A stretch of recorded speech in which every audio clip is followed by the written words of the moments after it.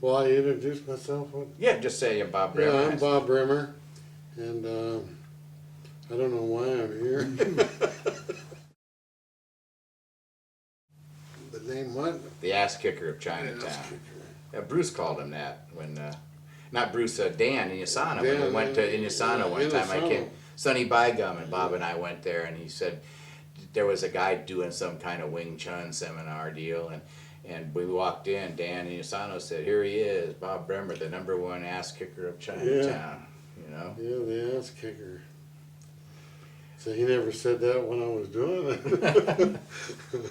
But apparently, from what I've heard from other people, when the big bad guy would come from somewhere to try to test the JKD out, they always put him with Bob. You know, and that didn't last long. It was good for me though, because you know, I'd look at the guy after I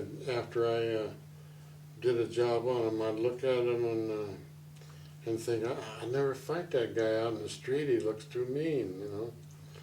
But then it was good for me because I took a giant step. I started, actually I started martial arts like in 1954 doing a little judo, but I really started in '62 in Taiwan. Came back, going to college, saw Bruce in '67, and I had a kung fu school, and I thought I really want to kind of learn this, but I had college. By the time I got out of college and started teaching was 1970. By that time Bruce was gone, so I knew Inyasano and got his phone number, called him up, he said come on down, and I've been doing JKD ever since. First night I was there I had to spar him and Danny Lee, but luckily I stuck around anyway. But it was kind of interesting. I was doing Jeet Kune Do, and then because I was a school teacher and off in the summer, and Dan Inyasano started doing these seminars, I guess in like 1988, 1989 in the summer. One summer he couldn't do it, and I was the only one that could go do it, so I did it for him. Then I started doing all these summer seminars and stuff. And I was learning all kinds of other things besides the JKD. And then Bob started coming around. He moved out this way, finally retired. He'd come to the Wednesday night class, and he'd sit there, and sometimes I'd see him kind of shaking his head, you know, and he'd say, well, you know, there's some things there I'd like to say, but by the time I think of it, you moved on to something else. I don't want to interrupt you. I say, just blurt it out. So he started blurting it out, and our Jeet Kune Do really changed. It became more functional. You did a lot of other martial arts, but you've noticed that. Yeah, I threw away almost everything else. I kept a little bit. Some of the stuff I kept has sort of helped us a little bit. You know, Bruce talked about it, but he didn't really. The heavy hitting, he talked about it, but he never really taught it. But he wrote about it, so I knew he understood it. He just never got around to teaching it. But most of what we do is basic stuff I learned from Inyasano, and then mostly it's this Bremer stuff. You know, he has stuff that is just unique that I've never seen anybody else do, and I think it's because Bruce worked with different people differently, you know, and I think he saw Bob as the guy that was going to be fighting everybody that walked in the door, and he tried to give them the things that really make it work, you know. And I think being Bob was kind of husky. I think some people said it was like fighting a lumberjack, and so he was a little more. Bruce could work with him differently than he could work with a Ted Wong. Ted Wong needed to be fast, and Bob needed to get in there and bang. You know, it's just a different approach. So you need to be able to do both, I think, if you're going to teach. I think if you're going to be a fighter, you just do it, stick to it. If you're going to be a teacher, you have to be able to teach both. You have to be able to teach the guy that's not going to be able to run in there and do the banging. You got to be able to, you know, teach the guy who can do that. The hard thing about being a teacher is that sometimes you have to teach things that you may not really do yourself, if it gets right down to it, you know. But that's what a teacher do.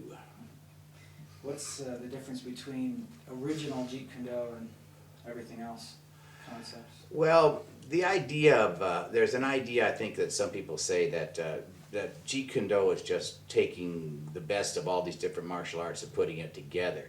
It's kind of like I guess Dorothy Parker's definition of Oakland. There's no there. You know, there's just no base. There's no foundation. Then there's other people that say you can only do what Bruce Lee did. And I think really both approaches are wrong. What we try to do is to teach the basic foundation, the function of Jeet Kune Do. This is what it is. And then you can look at other things and say, you know, I like that elbow technique. As long as it fits within that structure and it adds something to it that's maybe lacking in you, then you can go ahead and add it, but it's your personal martial art. It's not, we don't call that Jeet Kune Do. If we pick up an elbow from Thai boxing, we don't call it Jeet Kune Do, we call it Thai boxing. So we've added things to it. Bob said it's called, we've increased our usable knowledge. And right now we're working on some grappling, because you never know when you're getting up on the ground.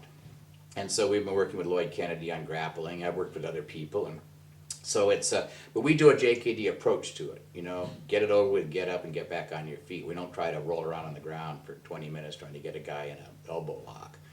You know, and luckily that our grappling guy has that same kind of mentality that Bert Poe had. That working with Bert Poe was the same type of thing: grab him, hurt him, break something, and get on down the road. He came with the Bruce Lee attitude.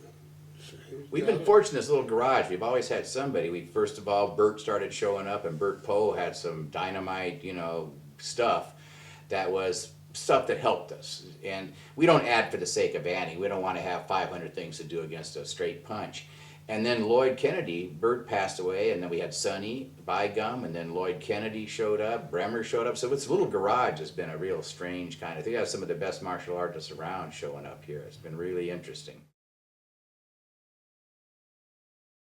Simplicity, economical movement, being able to hit hard. I think one thing we want to have all our instructors be able to do is when they kick a focus glove or they hit a focus glove, you got to look at it and go, God, I would like to learn that, and I wouldn't want to get hit with it. It's that you work on a few things done well. Any martial art that's very good, that really does a lot of good as a martial art that focuses on a few things done well, whether it's some of the jiu-jitsu you see, whether it's Thai boxing, you know, it's a few things done well. And I think that the few things that we do well is stands up with any other martial art. Right, Bob? If you say so. Okay.